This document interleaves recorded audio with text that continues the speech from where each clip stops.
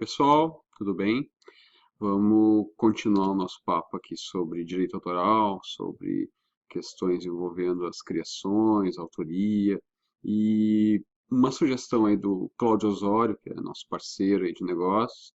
Ele pediu para a gente falar sobre a diferença entre o registro de marca no INPI e a proteção do direito autoral, que pode ser feita no Octórios ou, enfim, de qualquer outra forma que você quiser. Eu vou explicar isso sobre três aspectos. Primeiro, na questão do formato jurídico de cada uma das coisas. Depois, nas questões práticas, ou seja, o porquê que tem que ser de um jeito ou de outro.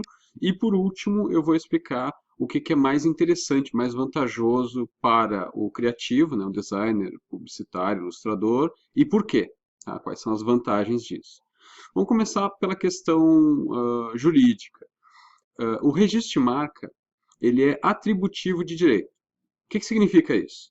Que você tem que fazer um procedimento pré-determinado, no caso determinado por uma lei, junto a um órgão público, que no caso é o INPI, e esse procedimento, cumpridas todas as fases dele, o INPI vai te atribuir um direito, que na verdade é um direito temporário. O registro de marca, ele sempre ele tem um período curto de validade, no caso 10 anos, e ele pode ser renovado e ficar eternamente. Então, você pode ter lá uma marca de 1000 anos. Né?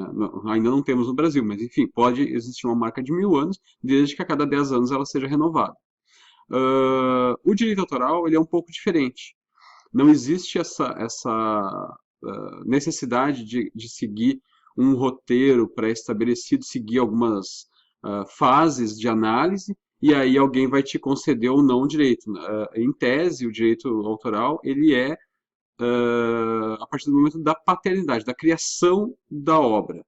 Tá? Como a gente já falou no primeiro vídeo, essa criação da obra, muitas vezes a gente não consegue ter como comprovar ela, então instituiu-se para ficar mais simples, para você poder ter uma forma de comprovar isso, que você faça algum tipo de prova de anterioridade, um tipo de registro, coisa assim, para poder comprovar, pelo menos quando você se declarou autor daquela obra. Então, o direito autoral ele é declaratório, ou seja, o Rudinei diz que fez determinado trabalho e alguém vai fazer uma documentação de quando ele fez essa declaração, não é de quando ele executou a criação do trabalho. Né? Então, a base prática do direito autoral é que a prova de anterioridade mais antiga é a que realmente determina quem é o autor. Né? E isso o pessoal até costuma achar que eu estou brincando com assim, mas assim, procure na internet. Tem um episódio dos Simpsons em que o Bart descobre um mendigo lá que diz que foi quem criou o comichão e coçadinha. E aí todo o episódio gira em torno do direito autoral, ou seja, de conseguir provar que aquele mendigo realmente tinha criado esses personagens, e aí ele acaba entrando com um processo contra o estúdio, ganha, fica bilionário, enfim, tudo gira em torno disso. Mas é o exemplo mais didático que eu já vi da importância da prova de anterioridade. Tá? Se vocês encontrarem esse episódio aí, se eu não me engano, da 7ª temporada. Né? Depois eu até vejo alguma coisa, deixo nos comentários aqui, alguma coisa assim.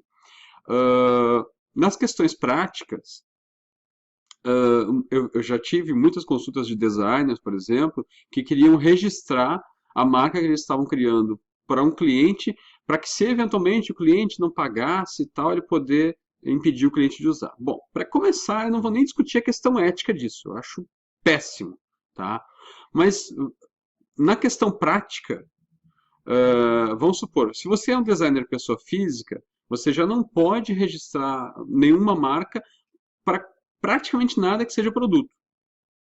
Não me recordo agora de nenhum produto que você possa registrar como pessoa física, mas a princípio, nenhum. Então, eu fiz uma marca aqui para pepino em conserva. Posso registrar no meu nome pessoa física? Não pode. Tá? Então, esquece isso, bobagem.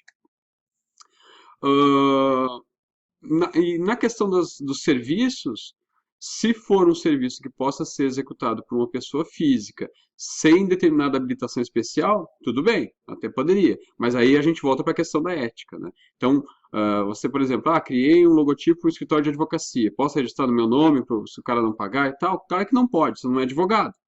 Não tem carteira da OAB. Então, não pode, esquece. Um advogado poderia registrar para serviço de advocacia uma marca como pessoa física. Assim como um contador, tendo habilitação, ou um arquiteto, um engenheiro, um psicólogo, um médico, enfim, qualquer profissional liberal que tenha a atividade dele regulamentada, se ele tiver o comprovante daquela habilitação, ele pode registrar como pessoa física. Então já não pode também o designer registrar em nome dele isso. Fora a questão ética, né? Uma questão prática que diferencia o direito autoral do registro de marca é que, assim, quando eu falo de direito autoral, eu estou protegendo exclusivamente o layout. Então, eu não estou protegendo a parte fonética, a palavra, a expressão. Isso não está protegendo o direito autoral. É só a parte gráfica, a parte visual. No INPI, você faz um registro tanto da questão fonética da palavra, quanto do layout. Essa palavra, no INPI, ela pode ser com ou sem exclusividade. Então, isso é uma questão que o INPI vai analisar, ou seja, dentro daquela história de ser atributivo de direito, o INPI vai analisar as características daquela marca e vai dizer, olha, você pode registrar, mas essa marca ela é sem exclusividade, o que pode acontecer. Né? Por exemplo, aqui eu vou te dar um exemplo muito conhecido de uma marca que é sem exclusividade, Água de Cheiro. Você pode achar, mas nossa, tem franquia, tem tudo isso, mas a expressão água de cheiro não é exclusiva, porque água de cheiro é a expressão em português de Portugal equivalente à palavra perfume em francês. Então, ela é um descritivo do produto, ela não pode ser exclusiva de ninguém, assim como cream cracker para biscoito e muitas outras, não vou entrar nesse mérito.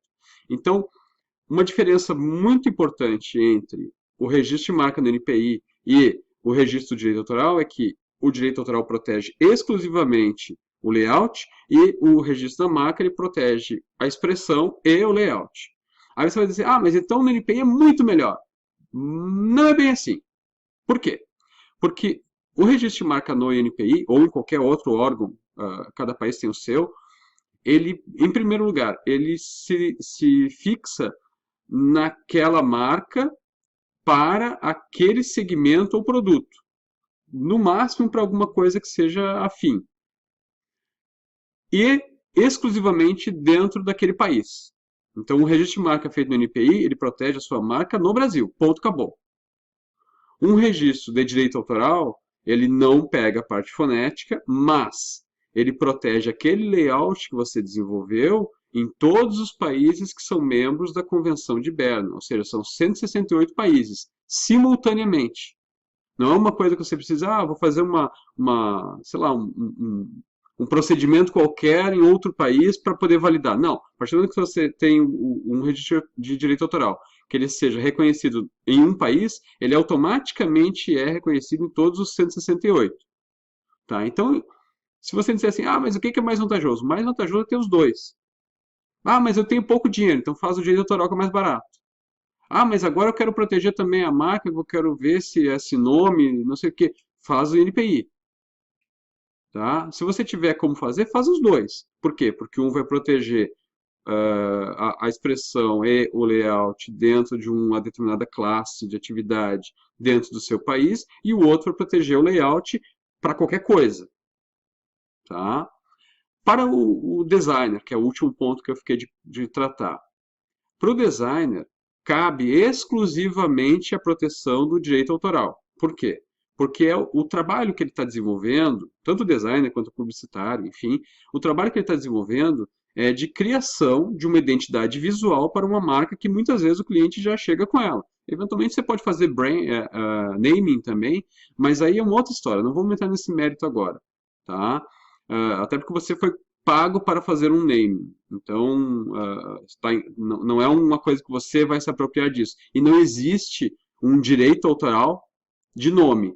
Existe direito autoral do logotipo, da imagem, da identidade visual, do personagem, do mascote, enfim. Do nome, de uma palavra, não existe direito autoral de palavra. Tá? Então esquece isso, que isso é outra lenda urbana. Para o designer, então, o que que é interessante e por que que é interessante? É fazer a proteção desse direito autoral, do logotipo, antes dele entregar para o cliente. Tá? Por dois motivos importantes. Primeiro, ele está protegendo o direito moral de autor, que eu já expliquei lá no primeiro vídeo, o que são os direitos morais. Ele está protegendo o uso dessa imagem, pode ser feito exclusivamente para quem pagou ele para fazer. Se outra pessoa copiar, ele pode inclusive processar. Então, mesmo que seja em outro país. Então é muito importante para o designer nesse aspecto. Num segundo aspecto, é importante para o designer porque ele demonstra para o cliente dele, além de um profissionalismo, uma preocupação em entregar para o cliente alguma coisa com uma certa reserva de domínio, com uma certa proteção já. Isso, eu não sei o que vocês pensam, mas eu, como cliente, ficaria extremamente impressionado um designer que me entregasse um logotipo que eu pedi para criar, um mascote, já com a proteção de direito autoral. Porque isso demonstraria é, uma atitude profissional, ou seja, alguém que trabalha com direito autoral todo dia e sabe como encaminhar a proteção disso. E segundo, uma preocupação também com o cliente, porque no direito autoral que é feito pelo Auctores, como eu já falei para vocês, ele tem duas figuras, ele tem lá os autores, ou autor, e tem o titular dos direitos patrimoniais, que é quem, teoricamente, está pagando pelo trabalho. Então, ele ajuda a proteger tanto os direitos de quem criou, que pode ser copiado em algum lugar do mundo, quanto os direitos do cliente dele, que está contratando ele para fazer um trabalho e que espera que esse trabalho seja o mais profissional possível. Então, quando você entrega uma coisa já com um registro, né, o cara já recebe o arquivo dele lá, o EPS, o Illustrator, o Corel, sei lá, não interessa o que você vai usar, e recebe também um certificado de registro, isso dá um upgrade para o teu trabalho de uma forma absurda. Tá? Eu não sei se vocês notaram, mas eu aumentei a luz aí, o pessoal pediu, tá meio escuro o vídeo. Eu achei que ficou claro demais, mas enfim, façam críticas, façam sugestões, e também sugestões de conteúdo. Se vocês acharem, olha, tenho dúvidas sobre tal coisa, coloca nos comentários aí o que vocês querem que a gente fale, que eu fale, que dúvidas vocês têm sobre direito autoral, sobre essas coisas assim, e aí vamos seguir os vídeos assim, nessa linha. Conforme vocês forem pedindo, a gente vai fazendo. Tá bom? É isso, então? Não esqueça de curtir, não esqueça de compartilhar. É isso aí. Um abraço, até o próximo vídeo.